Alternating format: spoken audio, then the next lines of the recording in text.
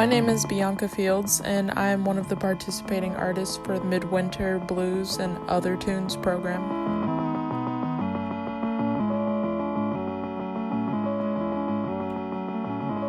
I am currently living and working in Kansas City, Missouri, originally from Cleveland, Ohio.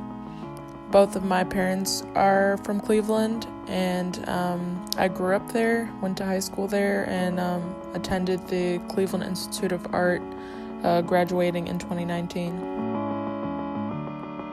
My current body of work and practice, I guess it would make the most sense to think about where I started and some things that I was interested in undergrad. When I was making more painterly paintings, I was definitely fascinated in the cartoon world and expanding that, thinking about that, inspired by that, and it kind of got me through school and also gave me a sense of comfort and humor, I guess. And that is where I ended up becoming familiar with my subject and formal play and developing style and my language. And throughout that fascination and interest, I continued to delve into the cartoon world and cultural iconography. I would consider my process of making now physical and reliant on a constant process of revealing. In some of my previous works, I would say that my paintings distorted while simultaneously beautifying my subject, using drippy, luscious, and grotesque mark making, provoking a visceral or haptic response.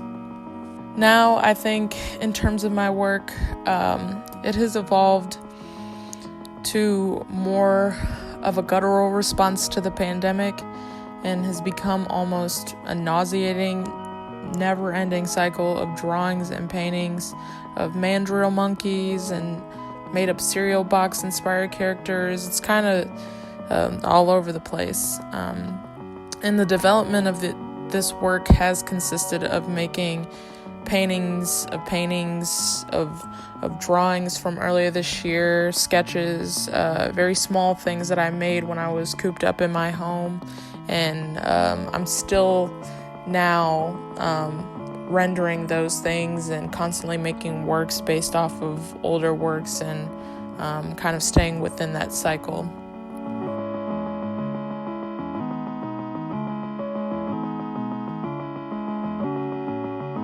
I've been wanting to draw more and learn more about what my relationship to drawing is. It seems to be a very powerful component of my work, and I feel as if I didn't spend much time drawing in undergrad, to be honest. There's almost a quality to the physicality of drawing that at times feels so much more complicated to me than painting.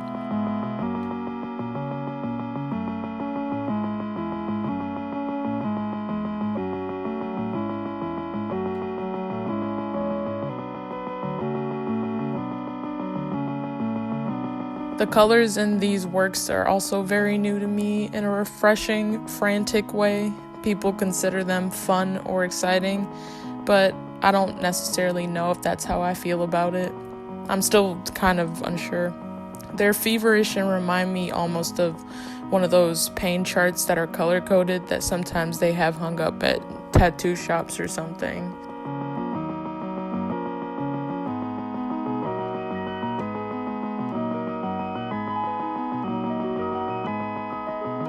It has been very complicated and frustrating at times to continue to create during such a transformative time, especially for artists. It's been a very harsh year, and I've really been stepping away from trying to conceptualize my work and thinking more about delving into my feelings.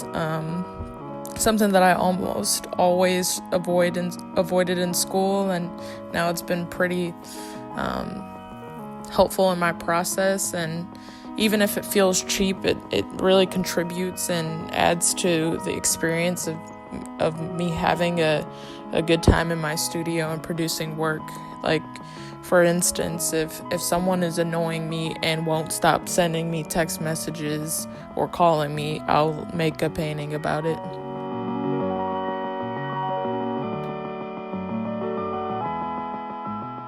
Now, thinking about where I am now, I go through these very emotional and intense waves of happiness and fear in creating, especially these works.